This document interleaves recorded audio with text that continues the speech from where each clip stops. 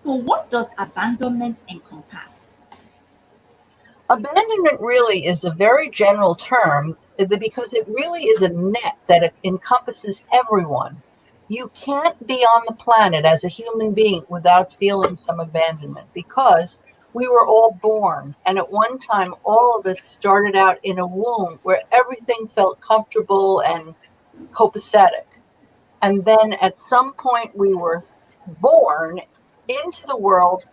It maybe the room was cold or the hands that helped us get born were cold, but we didn't have perfect. We went from perfect harmony with this womb to the world that was perhaps cold or distant, and our needs were not being immediately met. So all of us as human beings have, a primal fear of being disconnected again, of disconnection, because we've experienced it right from birth.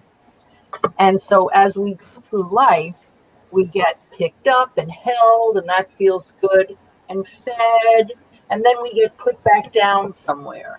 And then we feel the disconnect. And this happens, we get held again, and then put down, and then held again, and put down. So we know what it feels like to go through connection, disconnection. So we all have a vulnerability to abandonment, all of us. We are all vulnerable and all have abandonment fear. So abandonment refers to that feeling of somehow not being sure that we won't die alone, not being sure that we'll always have someone to love us, that fear of being left behind. It is universal. Thank you very much. And what has this got to do with the outer child? What exactly is the outer child? Well, when we're young and little, when we're little and we have, feelings of all kinds, we don't just sit there and let it all happen. By the time we're 6 or 7 or 8, we start reacting. We might duck or avoid an unpleasant task, or we might do all kinds of behaviors that are designed to make us feel more comfortable. We might talk back. We might become quiet. All the different behaviors. They could be opposites of each other. And all of those behaviors are, as children, designed to help us cope with the primal fears, feeling ashamed, being scared of an outcome, feeling lost, all the different things that children feel. When we become adults, those reactions have become habits, and they're all a reaction to abandonment fear, right? So in adulthood, we have a whole host of habits that we acquired earlier on. So in adulthood, maybe we picked up the habit of eating when we're nervous, or we picked up the habit of taking some kind of substance, and later on it becomes alcohol or drugs, or we take on the habit of withdrawing and becoming isolated, or we take on the habit of being, telling people what we think and getting into arguments. And so the habit of that we form as in a way of defending ourselves as children in adulthood, when those habits continue along and they have become counterproductive to us, we can call them an outer child pattern. It's the not the inner child, the innocent, abandoned inner child. It's sort of the reactive part that can sabotage us.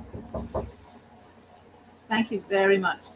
My next question is, we can heal from abandonment actually.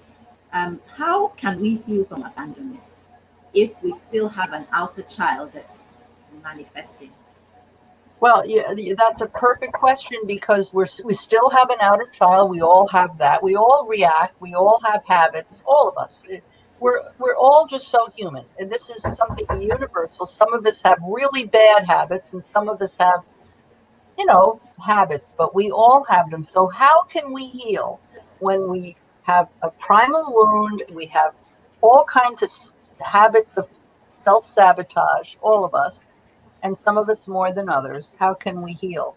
Well, it's not overnight. It's a program, and it begins with, developing a new relationship with yourself, because we are very estranged from ourself in many ways, and there's always room for improvement in that relationship that we have with ourself.